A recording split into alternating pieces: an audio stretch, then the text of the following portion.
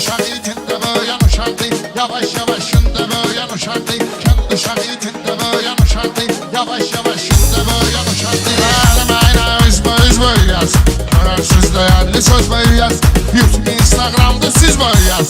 Instagram, YouTube'da siz böyüyəz. Rəşadlı gəlsin də böyüyen uşaqdı. Rəşadlı gəlsin də böyüyen uşaqdı. Kənd uşaq itində böyüyen uşaqdı. Yavaş yavaş şunda böyüyen uşaqdı.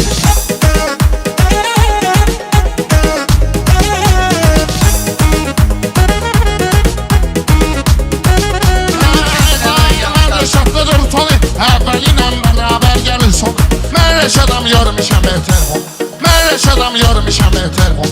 Şimdi sizi bizimdə böyüyen uşaqdı. Şimdi sizi bizimdə böyüyen uşaqdı. Kənd uşaq itində böyüyen uşaqdı. Yavaş yavaş şunda böyüyen uşaqdı.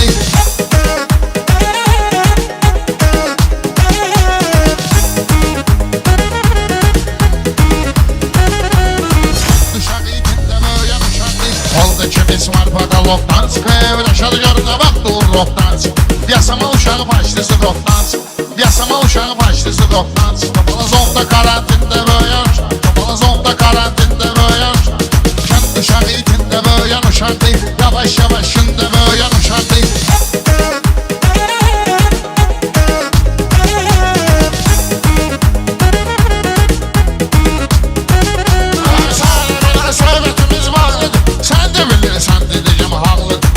Sevinir oğlu Rəşad dağlıdır. Atam sevinir oğlu Rəşad dağlıdır. Səhnədə vitrində böyüyen uşaqdı. Səhnədə vitrində böyüyen uşaqdı. Kənd uşağı itində böyüyen uşaqdı. Yavaş yavaş şunda böyüyen uşaqdı.